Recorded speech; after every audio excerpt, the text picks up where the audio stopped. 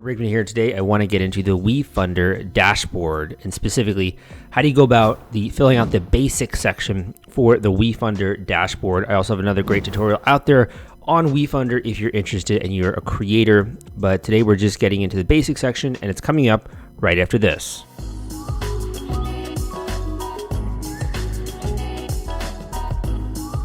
Okay, so let's get into the basic section. I know this might seem very basic, right?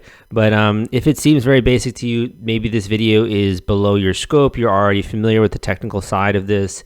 If not, great. I hope it's helpful for you regardless, right? So first of all, the question is, how do we get our page looking something like this, right? And understanding kind of what goes into this page and some of the different functionality here and what's built in, what's not built in, right? So when it comes to this, under creating your pitch for your campaign, you're first going to start with your 10-second pitch, okay? A 10-second pitch is kind of what people see when they see your thumbnail here on WeFunder. So if we go to WeFunder and we were to go to the Explore tab, let's open this in another tab here. When that loads up, we're going to see a bunch of different projects here, right? And we're going to see their little 10-second pitch here. So smart mailbox for drone delivery, digital hair color mixing system. We're building a platform that creates heroes. That's basically where your 10-second pitch is. So we'll just say 10-second pitch for attention grabbing purposes. I mean, that's not the best. That's not the best one. I'm coming up with this on the fly here. The other thing here is we can edit the name, right? So the name is what obviously appears, Roar Boar's Bike. So if we want the name to appear here at some point in time, we're going to want to customize this name. So we'll just say customized name. And then some of the reasons why people might decide to want to invest. To me, you kind of find out this information when you're doing a bit of the pre-market validation for the campaign. I usually, I have my own intuition when it comes to marketing. Obviously, I've worked with a lot of different campaigns. However, I admit that I'm not a know-it-all. I don't know everything. There are a lot of industries that are new to me all the time that I'm having to market products in. So sometimes data is more useful than actually just your thoughts, right? You might have a hunch, you might have an intuition in terms of what's going to appear good here in terms of the highlights, right? But I would actually just A/B test these through an ad campaign if you can, or in just some pre-market validation. The other cool thing here is, unlike a traditional investor pitch, it's not just relegated to text, right? There's some fun emojis that these people are incorporating here just to capture your attention. It makes it more fun, more lively.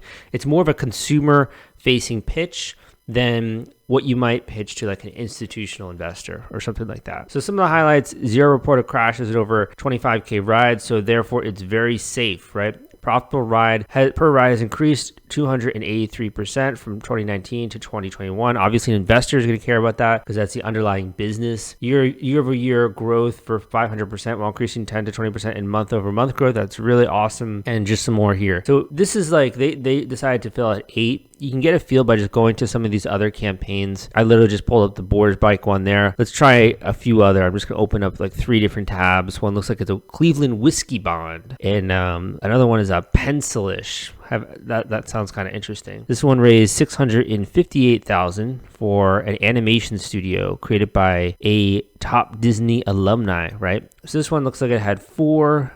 This one, if we go here, this is the world's smartest bank account. This was $1 million campaign. Looks like this one had about 7. And let's just see, the Cleveland whiskey one was another $1 million campaign, and that had about 6. So I'd say once you get beyond 8, people are probably not going to read that much, but I would say a solid 4 to 7 is going to be good for you in terms of the highlights. Most people are not going to read through them all. They're going to go to the ones that capture their attention, which is why I actually really liked the way that Boar's Bike had some of their emojis there. It kind of made it a little bit more fun, right? Than just having normal, boring text. The other thing here, when we come to the creating the pitch, is we can easily add more here. This is how you would get to the 5 or the 7 number, right? Then you have your city and your state and also your company website. It's important to fill these in because someone who's interested in investing in you, they might be interested in investing in their local area, right? So you can see where these companies are. And if you found out that a company is by you, it kind of is more exciting. It's like, oh, I didn't know there's a company doing this in Brooklyn or in Massachusetts or in Texas, right?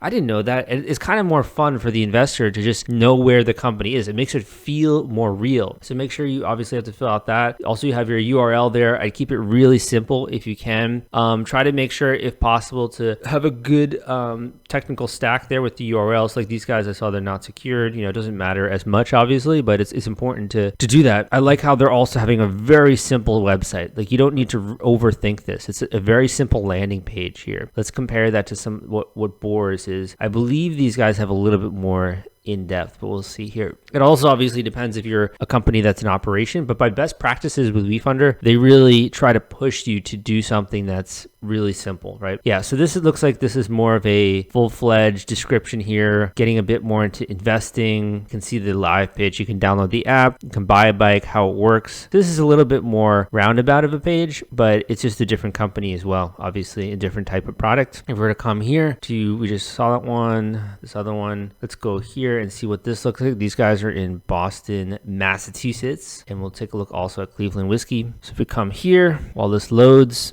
just really quickly to say that this is also super useful for you because you can do things like you can install a Facebook pixel on this website, you can use Google Analytics, and you can track visitor flow. So that way when people come off your page, they're far more likely to reconvert and go back on your page if you're retargeting them with ads, right? Or if you're measuring their visitor flow and being like, oh, okay, we need to educate more here because there's not enough info maybe on the page. So you can see we're crowdfunding there, right? They obviously have a bit more full-fledged website here, kind of similar to the other guys. And then we have Cleveland Whiskey, which is great educational kind of site, teaching you a bit about cocktails and bourbon and all this stuff. So if I had to pick, I would probably pick more of a bare bones landing page, honestly, but it does have to look nice. The reason there is that people get easily overwhelmed. They're not going to take the time to click through all of these links. The more succinct you can make it, the easier it's going to be to communicate one succinct thing to the end audience. Want to take all the stress out of fulfilling your Kickstarter rewards? Fulfillrite is the turnkey solution that puts product delivery on autopilot. The Top Campaigns uses trusted high-tech provider to store, package, and ship their products. Focus on growing your business. Leave shipping to the experts. Don't wait. Get a custom quote from Fulfillrite today. Link in the description. Last thing I want to go through here is you can also add in more social links. So you can add in your Twitter, your Facebook, your Instagram, etc. The blog I think would be helpful. Yelp is obviously, you're probably more involved with the restaurant business where you have some really good reviews there, local business reviews or something like that. Instagram is kind of I'd say it's more of a newer platform for a lot of B2B companies out there, but it is something that can really be a great distribution platform for educating about upcoming things related to your raise. And even if you only have let's say, 1,000 followers on Instagram, that's still 1,000 potential investors and people that are following your brand, right? So it's not always just about big numbers. It's about the level of engagement. Same thing goes there with Facebook. So if you want to just get any kind of a feel, of how other companies are doing their social media marketing, you can always go and look at some of these products, and you can see, let's look at their Instagram. Let's take a look really quickly at their Facebook and just really quickly get a snapshot of that. But the basic section is the first thing that people are going to see when they come to your campaign. So while a lot of people might gloss over it, in reality, it's super freaking important. Look at this. Envel AI. This is AI-powered mobile banking. They're linking to the WeFunder right there. Look at some of their marketing here. Become an early owner. Are you curious about Envel, right? Meet our team members. Meet the gang. They're adding personality, right? They're adding a little bit of comedy here with this meme. They're doing some cool stuff here with the WeFunder. Look at this. This is the counting ticker of how much at that time they had raised on WeFunder, and now it's going up and up. So it's exciting. It's a launch event. That's what it's really all about, is you're bringing the same launch event. Look at this. You even have them quoting some of the investors here. I love the concept of partners involved in development. Envel has brought us together. Good luck. This is an incredibly good example, I think, of a company that's doing some marketing there. And they only have, I'm not trying to obviously put them down. They only have, 447 followers here. Look at that. But they're still acting as though they have a massive following, and they're just posting really great quality stuff. and they're engaging their community, and that's exactly what you have to do. And it would be, if you were just to look at their social media, you'd be like, oh wow, that's not that big of a company, or that company doesn't seem like they're doing really good marketing. But at the end of the day, look at this. They've raised 1.6 million from more than 1,800 investors. This is not rocket science, okay?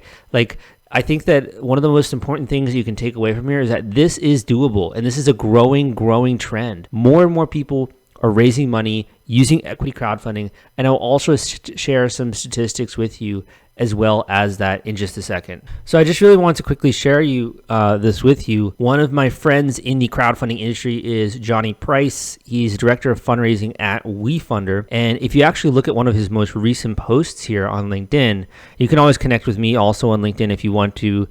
You can see, look at this, the monthly investment volume over the last 8 years. And this is before the SEC rules changed, right? So this is just like, if you look at the years down here in the lower portion of the graph, November 2019, March 2019, July, right, November 2020, this is growing at an exponential rate, and it's going to continue to grow, particularly when the whole limit when it comes to 1 million to 5 million is raised, right? This is going to be like a massive thing.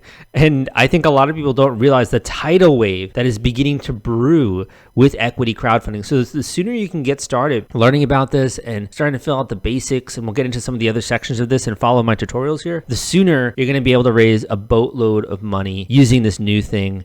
And it's not even terribly difficult. So I hope you enjoyed this video. I also got a great book out there called Equity Crowdfunding Explained. So that book, I go in depth into how to raise money using an equity crowdfunding website. You can check that out at crowdcrux.com/equity audio. That is crowdcrux.com/equity audio. crowdcrux.com/equity audio will take you to the Audible version where you can hear me listen to that or read that book, or you can grab a paperback version on Amazon. Hope you enjoyed that video. Give me a thumbs up if you did. Come subscribe to this channel for more content like this, and I'll see you next time.